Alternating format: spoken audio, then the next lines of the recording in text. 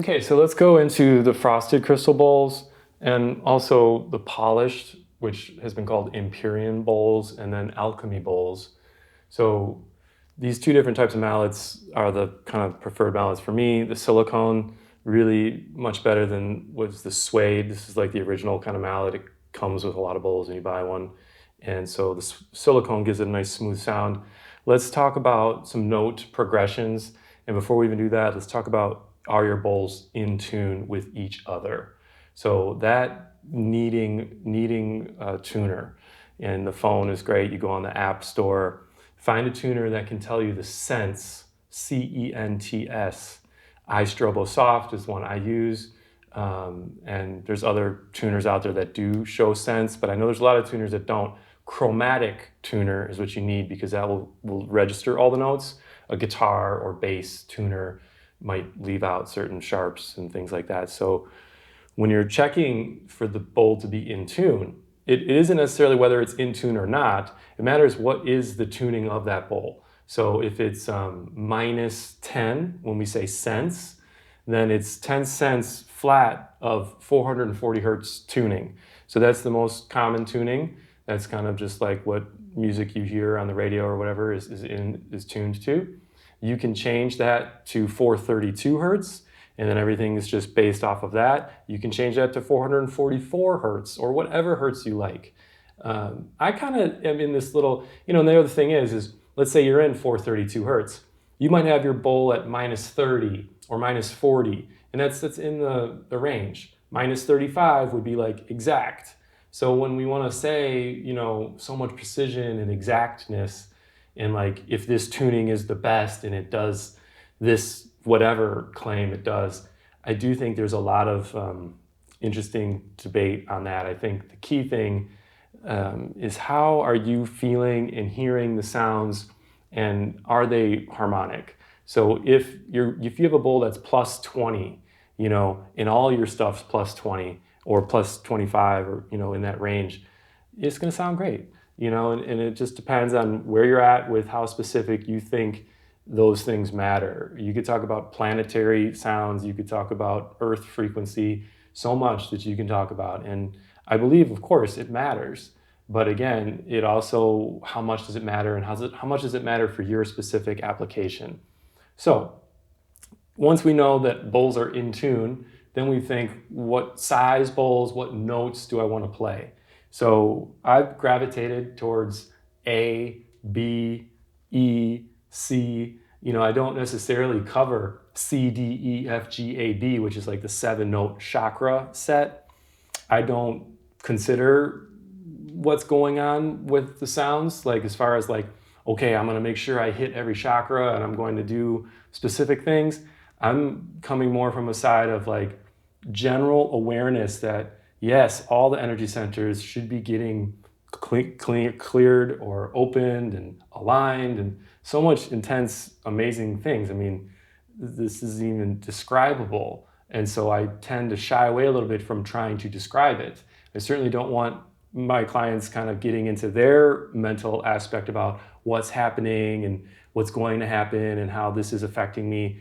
So that's definitely needs to be talked about later on in the video, because I think when I say like I'm going to try to set up an example of a sound healing session the way that I personally do it, and that would definitely come into play when we're talking about what frequencies and what's happening and what kind of mental aspects, judgmental analysis is in part of that. And you're choosing the instruments and what you're doing. Are you specifically thinking, okay, I'm going to do this, and so that's a whole other topic. But let's just say you have an A and an E and a F sharp and a B. So I'll speak the note and just say, like, a lot of times, like I have these 3 chimes. These are really high pitched chimes. So I might hit them softly, and it's F sharp, it's A, and it's B.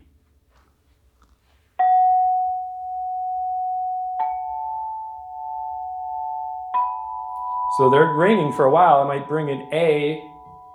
There's an A. Then I might bring the lower octave A, same note. So you hear that kind of like, expression of just the A's after those. Then you realize, oh, and I can go from A to B, right? And then we can go up to F sharp.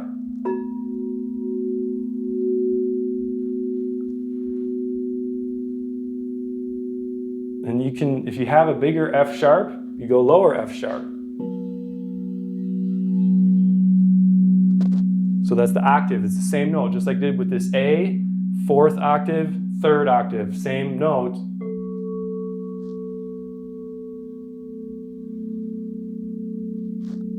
Then B.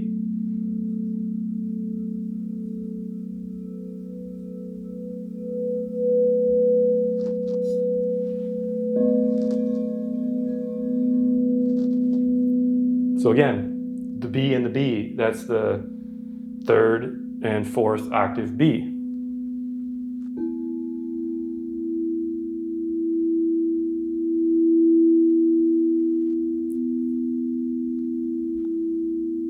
So there's E. So B plus E, beautiful. F sharp plus B, beautiful.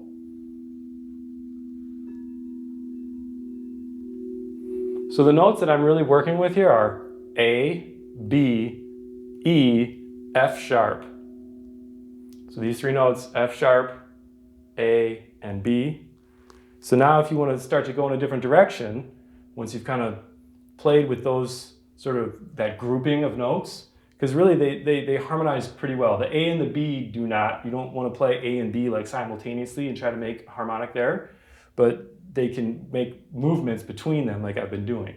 So now say we go in a different direction, we'll bring in G. And you just feel that, wow, that's a different sound. Now the energy, the feeling is going in a whole different direction. G plus D. Okay, and then those are the lower octaves. So now G, let's see, where did my G go? The fourth octave G. There's G again. And then we can get the fifth octave C.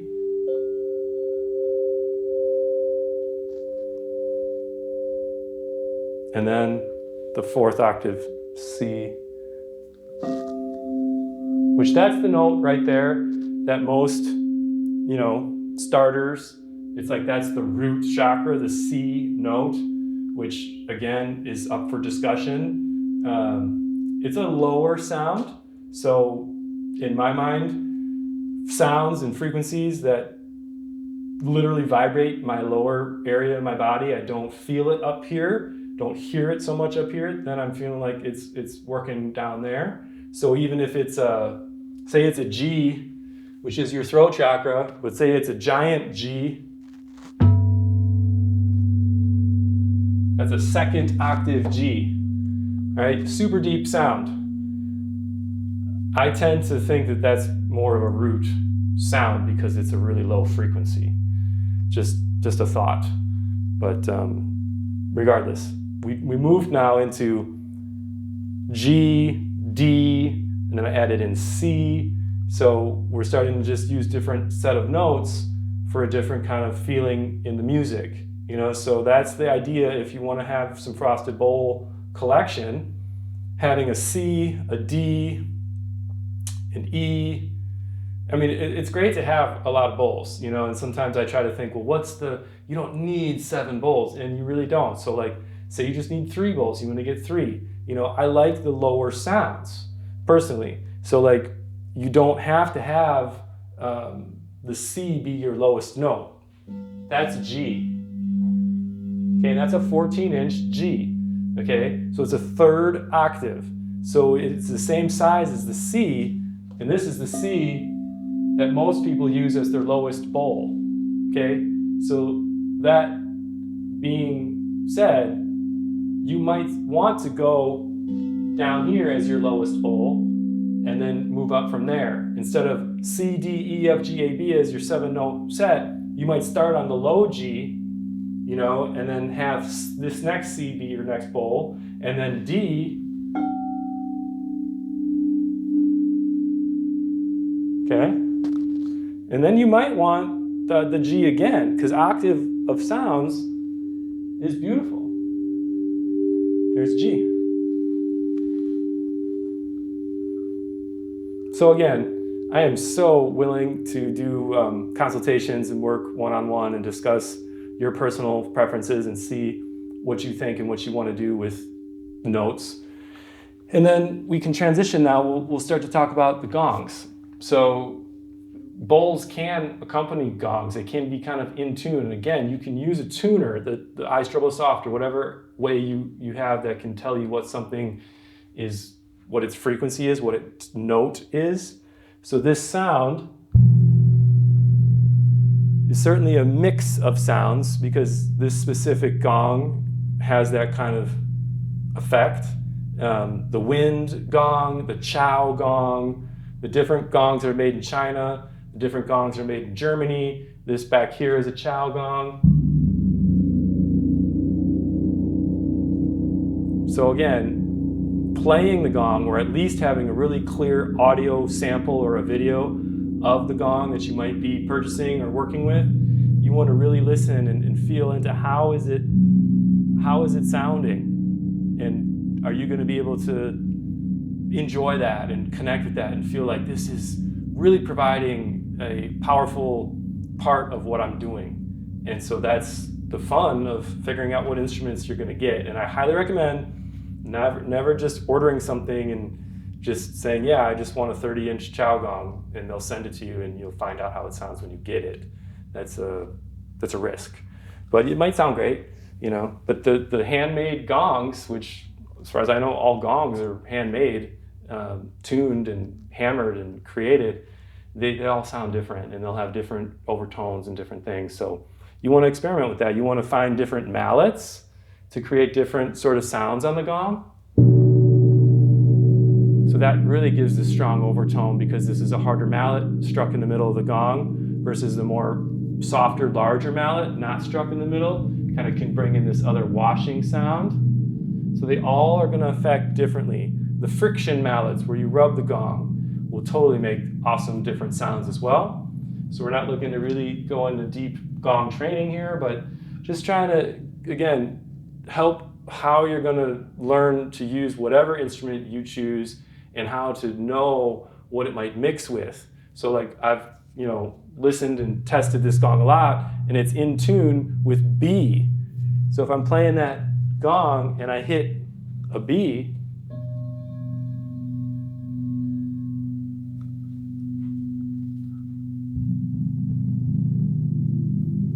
it plays really nice.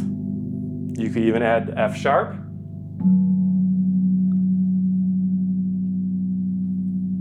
You can have the high B.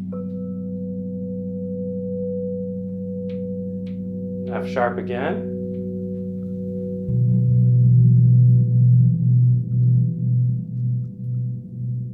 Okay. Hand gongs, or gongs that are easily held in your hand with a cord, are awesome. You moving the gong near people, or just having it, even if you have it hung and it's an accent gong, it's a higher pitched sound. Again, it's a B. So, and when you move it, you can bring it close to people. It's a really nice feeling experience when the sound starts to get close to you, and spinning it around is really neat. Wafting it over people. Beautiful. And there are lots of different gongs, like I said. Wind gongs, chow gongs, gongs made in Italy like this one, gongs made in Germany, and they're all so wonderful. You gotta try to figure out which one you like, which one you want, how it's going to sound. Okay, we're gonna transition to the next segment. Okay, let's talk about hand pans. So these are two different scales. This is a D Celtic minor. This is a C sharp Celtic minor. So they're both stainless steel, and that is what kind of is, really preferred in a sense especially for sound healing sessions. It's a more sustaining sound, a warmer sound. Anyway, let's just let you hear the scale of the D Celtic minor sort of scale.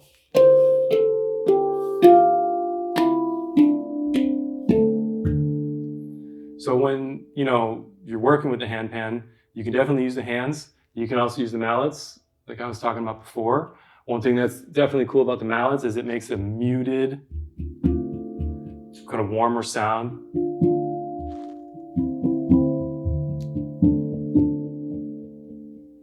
Another thing you can do is you can strike in the shoulder, they call it, kind of where the notes are not actually formed. So it'll make the pan give you this kind of overall sort of overtone mix of sounds where it's picking up sounds not just from the note itself.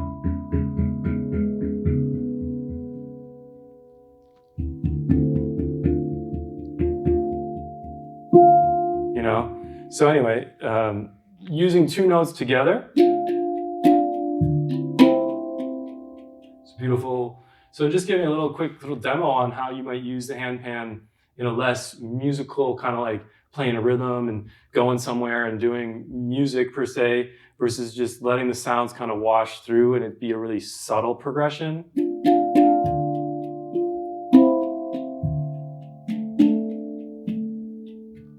You might have a mallet, you might hit a gong, you might hit a bowl. You can definitely strike crystal bowls softly, with certain mallets and still be able to get back to the handpan and mix those other sounds.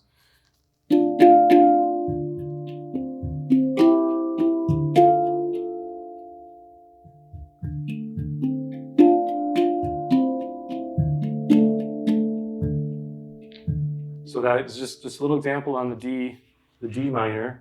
So now we're going to use the mallets on the C sharp minor. I'm going to show you a little example there, and then also hit a couple of C sharp bowls.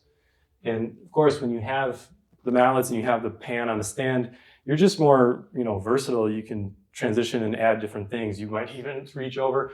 This is our little makeshift keyboard stand just to hang some other sounds, like this is a cool little shell sound maker, And you could even lay something across the top. I had the mono chord on there because when you're setting up for the session, that's like very important. So you know where stuff is, how you can access it. Here's a C sharp pan.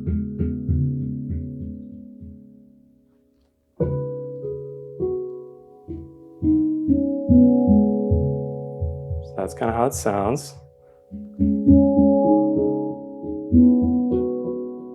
So that's all two notes together.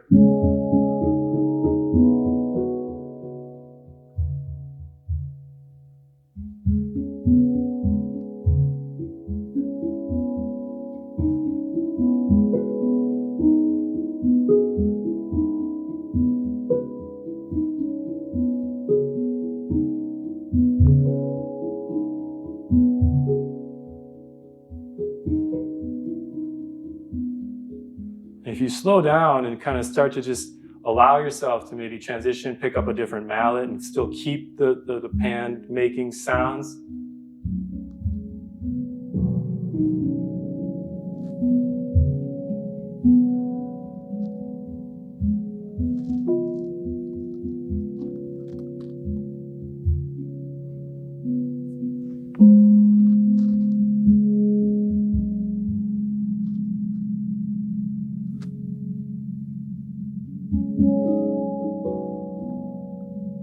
So these little soundscapes where it's transitioning and it's kind of ebbing and flowing and not necessarily like, oh yeah, I'm just playing the handpan, I'm just keeping this sound going, and it's, you want to realize you're playing for people to really kind of go into subtle awareness. It isn't so much of a concert as it's not like entertainment. So that becomes something when you're tempted to maybe, start to kind of create a beautiful musical thing, or you're thinking in terms of active mind and sort of in a different state than the people that are experiencing what you're doing.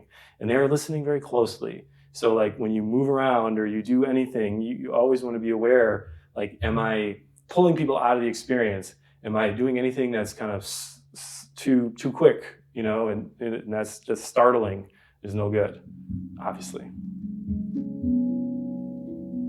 But yeah, I love using mallets in the handpan. Sometimes I'll have the drum next to the handpan. So we'll show you that we're going to do a run through a little later in the video of just how to set up and a little example of me using kind of the standard setup that I use. Okay, so we're going to talk about flutes a little more in depth, and they are really fun to include and have a really cool energy to them. One of the ways that I'm going to show you that's really neat to combine the drum with the flute. Let me just put this drum on this basket stand like I was showing before. So this is a super basic little stand. The drum sits right on there. So if you're playing the flute and you have the mallet handy, whenever you get to where in your flute playing, you're just using one hand, that's where you have another hand ready to do something else. But if you're learning to play flute, or you're just kind of trying to figure out, if you even like it and how to use it, you might get a single flute. This is a double flute, so it's a drone flute. There's no reason not to get a drone flute. It's not like really harder to play than a single flute. You can play it as a single flute. So like there's two holes to blow into, and if you just blow on the hole on the right,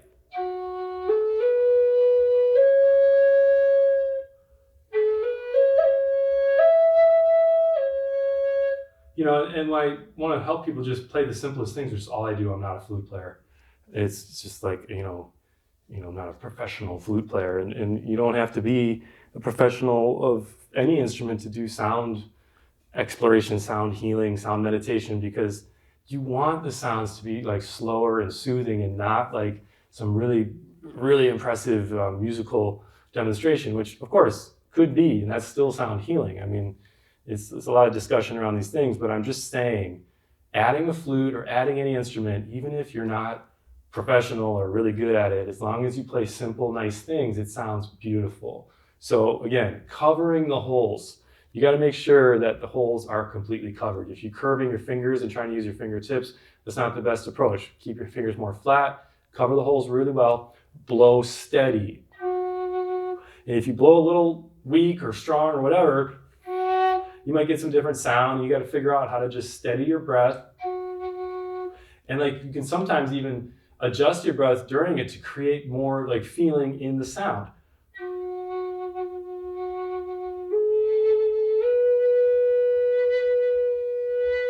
So if you change how hard you're blowing and kind of like do different things, you'll start to feel like, oh, I'm kind of making the sound do things. So when you move your fingers, you can move them up the scale one at a time.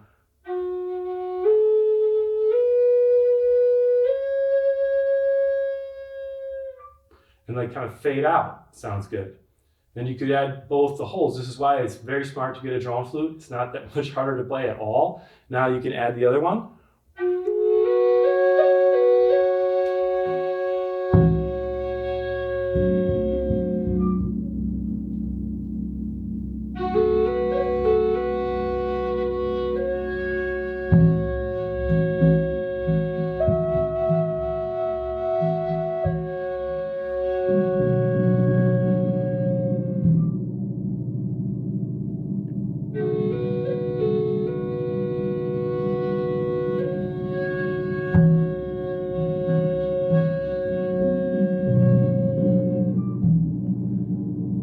You don't have to go on and on.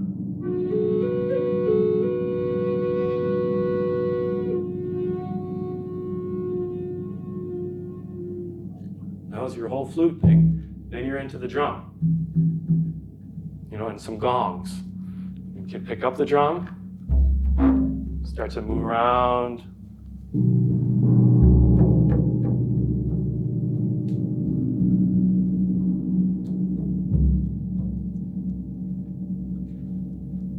Let me just mention other types of flutes like triple. Again, not that much harder. There's 3 holes. So if you want to have some more different sound, here's just the single.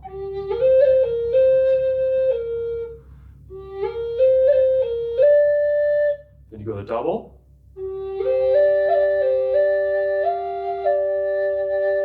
Triple.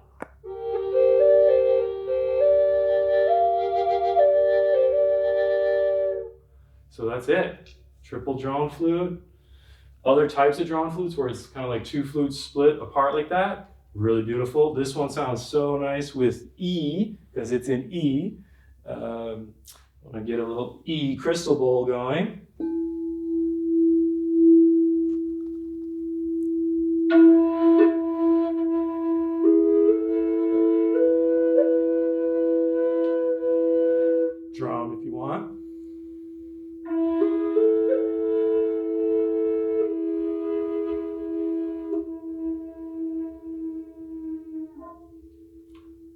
bowl still going.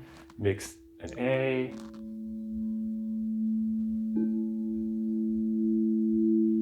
If you have a low E, it's the same note, lower octave.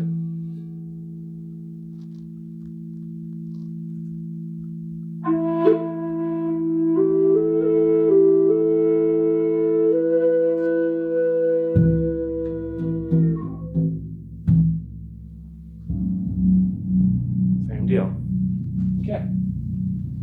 Okay, we're going to talk about just small percussion, shakers, chimes, smaller things that really can have a big impact and also help transitions or just create a whole different feeling.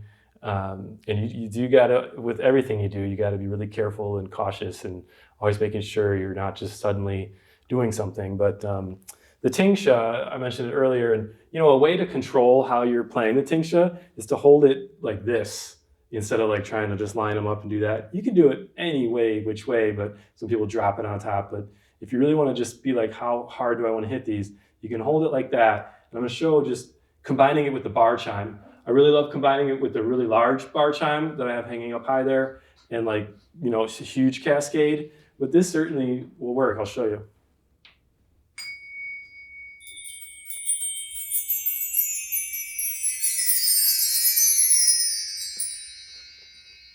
The tingsha would still be going, especially if when you get a tingsha, you make sure that it sustains. When you tingsha the sound, it should go and go and go and go and go. This isn't actually my best tingsha, I just kind of grabbed it, but like it's a nice one and it's in tune. So like, you just want to see about combining that with different things. The triangles, which I showed you earlier too, these are basically single tingshas. These are just pieces of metal that will resonate, and you could do the same sort of thing. You could even add these other sounds. And I'm not like positioned to really demonstrate and do this at length, but I just want to show you this is an option for a setup. I tend to hang things all in this area so you can access them. That's part of the deal. Is like maybe you even have a little bar connecting and there's some of these hanging here. So anyway, whether it's this or it's a tingsha or it's even like this kind of like bell like this, and you want to just mix these sounds. It's amazing. The koshi chime, the bamboo koshi chime, ask me about it if you want one. It's a really popular chime. Everybody knows about it. If you don't, ask me. You can mix that with these and other things. I do that a lot. So this is the little shell chime. Beautiful sounds. You could be it stationary. You could use a mallet to play it. You could bring in the little leaf. The ocean drum. You got to be really cautious with the ocean drum. This is the ocean drum, okay? I like to leave it sitting flat. So if I am going to bring it in, I like using this as like cover. So if I'm changing or I'm going to do something that might require a shift in the sound or something that could be a little bit startling, kind of mask it with this. When I bring in the ocean drum, I just lift one edge. So the sound comes in slow.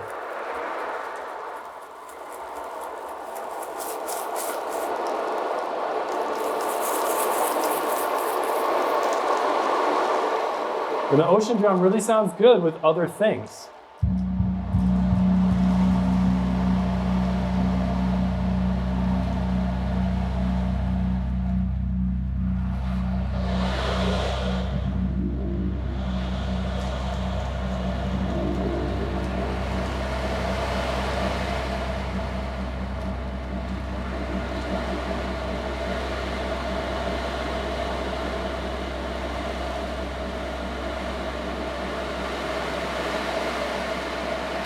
So when you're working the ocean drum, you start to learn to maybe ebb and flow it a little bit and just make this nice little journey with the ocean drum.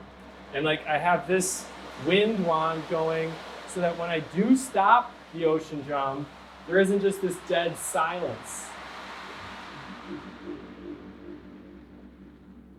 And you can vary how hard you're spinning this. This rain stick's really nice too. Say you had this already going.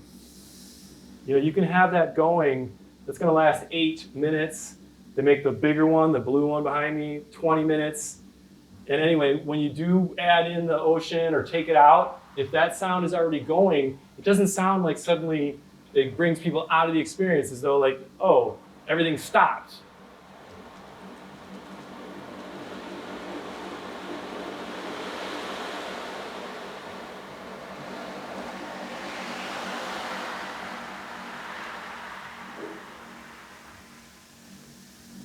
And it is nice when everything does stop at moments, maybe 30 seconds or a minute or whatever, just some time where there is no sound, but doing that in a subtle way where like it fades out, and the sound doesn't just abruptly, like with the ocean drum, it's tricky to just be like, okay, let me just fade out the ocean drum and set it down and not have it like suddenly do that and like, whoa. So that's the thing. Here's a rain stick that's louder. So I do use this rain stick. They make a couple different kinds, Meinl, LP.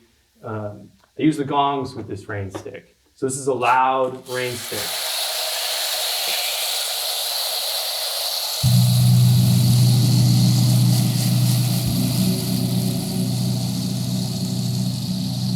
And what you can do is, when you notice it's getting close to the end,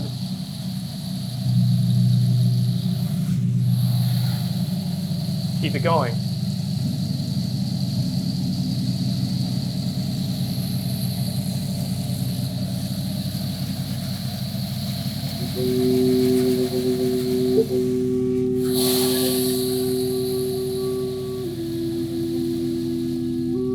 Sometimes the rain stick will play with you, and it shouldn't have stopped right there.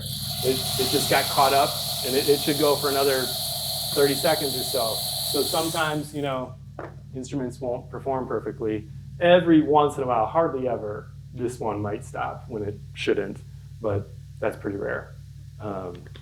Okay, that's our small percussion. Am I missing anything? The triangles, these are so great. You should get one for sure. I love just having that. It's a very angelic kind of feeling. This is also really, I hear feedback from clients a lot where they're like, when the chimes and the higher pitched stuff is just kind of washing through like that, it starts to take them into somewhere kind of a little bit out there, a little angelic.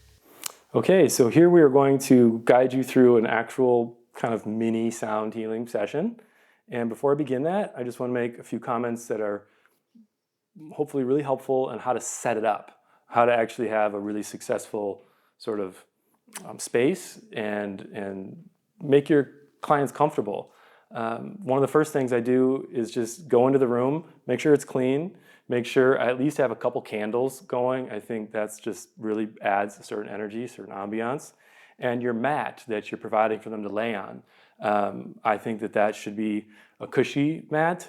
I have all the stuff available if you want to get the mats the way I have them set up. There's like a memory foam pillow, nice bolster, a nice blanket, and a cushy mat. So that setup is really, I think, critical for the client because you want them to be comfortable. Okay, now you got them in the room, you got your candles going, you got your instruments set up so you know where they are and how you're going to access them. That's another thing. When you start doing sessions kind of regularly, you need to start to have like, okay, I like standing, or I like sitting, or I like doing this, I'm comfortable with this, and just let yourself enjoy the work you're doing.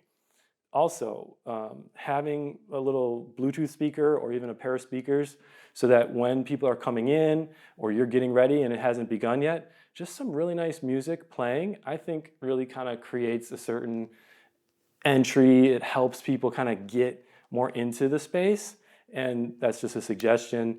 I use my voice when we're beginning, before we actually begin, to even help further get people sort of in that space, starting to already relax and also be open and be present.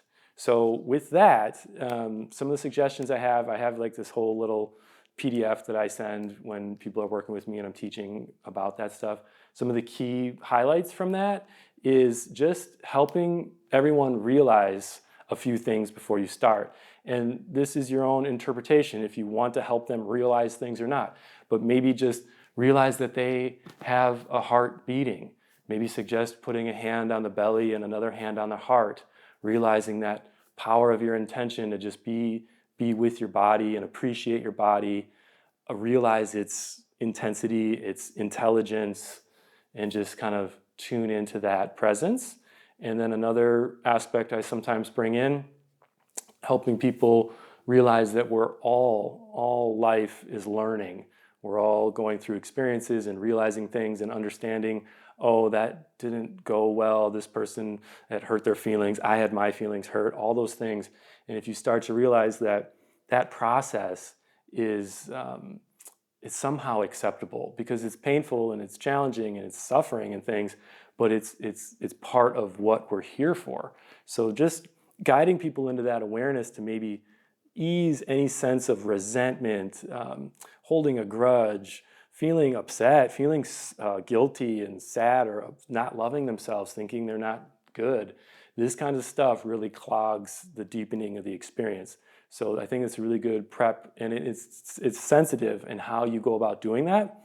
And I'm just, from my experience, I'm just authentically from my heart, just in basic terms, saying what I just said, saying that it seems like we're all here to learn. It seems like it's meant to be the way it is, where pain is happening, hurtful feelings, past regrets are just so common that we want to learn to work with them and get over them and move on from them, so that we do receive love. We do put into, put it to use, the learning that has happened, put it into action. So it's like accepting and even honoring the fact that you had a big dramatic problem and you hurt people and other people hurt you, etc. So that's that aspect. And then again, I'll be doing that with some type of music in the background, just a recorded song that just kind of helps that not feel awkward. And then this rain stick is a really popular way, a way that people respond to and feel good about, because it can mask. So sometimes people fall asleep. Sometimes you're making shuffling sounds, they're adjusting, and it just kind of sets people into a soft space. And then it just will run out, and then maybe leave it off and do things. So it's your choice with like having background sound that might help you relax more, help the people relax. It's your preference, but I want to mention that because I use it. And I'm not going to use it in this little demo that we're going to do. I might use it briefly just to have that in there, but in the video, in the audio coming through and listening in the not live setting, sometimes certain things don't translate quite as well. So you can always pay attention to that and see how you feel. A great thing to do is record your own session. Literally, it takes a little bit of effort. Use your iPhone, whatever. Just make an audio recording and then sit and listen to it with your eyes closed and think, wow, I was really hammering on those gongs and that was cool, or not. You know, it's your choice what you want to do for your session. These are suggestions and little guidelines to say, like, you could do this. This is something I do. So anyway, let's go ahead and start the session. So we've got the mat, we got the clients, everybody's here. We're now turning the music off. So, and I'm not going to speak now. I'm going to just do the sound session so you can just see kind of how I do it. So one thing that I do, like I've been saying, the recorded music is playing right up until when I begin. Even during me speaking about letting yourself land in your body, let any expression on your face fall away.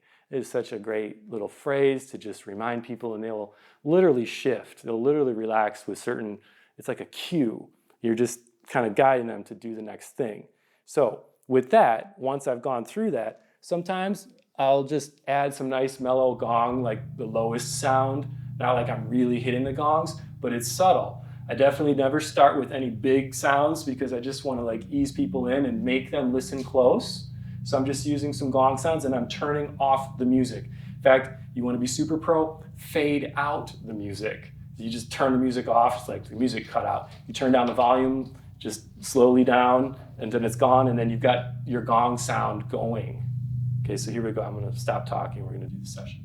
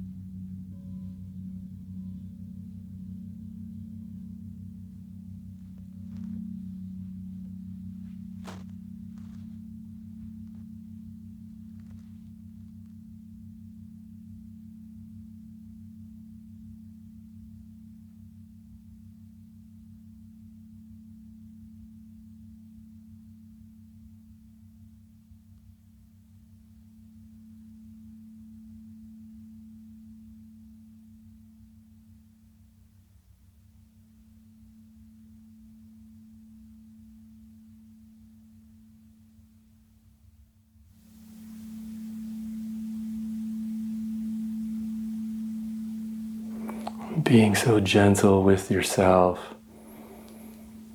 slowly in your own time, your own way, just starting to come back from your sound journey, acknowledging all the places you visited,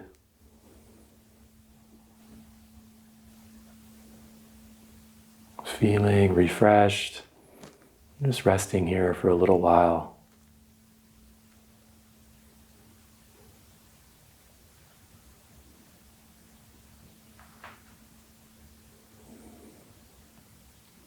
So that's one example of how to maybe close a session and let people really just settle down after the sound is over.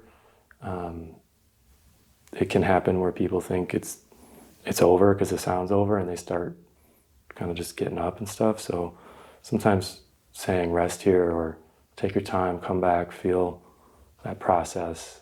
And then I will sometimes put on a really chill recorded track, something just like low frequency mix synthesizer, something, just no real musical quality, just this chill, beautiful sound. And just try to let that go for 5 minutes. That's a good amount of time. And then if that can fade out, and then you just let people kind of start coming to, you might use some words there, just calling them back again, saying, thank you for taking the time to slow down and be here with us, and just no hurry at all, and maybe put a little more light in the room and just let people know they can just do movement if they want. Sometimes I'll have people come to a seated position, and so when the session's over and people are there and I've run through the 5-minute kind of cool down and everybody's kind of pretty chill now, you can just say, if you'd like, when you're ready, just come up to a seated position, and then you might just close the session with that thank you for being here, sharing yourself, and that's it. So, okay, we've run through a lot of things. Thanks so much if you've made it this far and listened and got all the different insights, different perspectives. I'm not claiming that anything I'm saying is, what it is. I just want to share some ideas and things that I've been doing. So if you want to keep in touch, please do. My website is Skinny Beats Drums, Drum Beats, Beats, and I'm on Instagram, Skinny Beats Sound Shop, and I'm around, so just message me, shout out, and thanks again.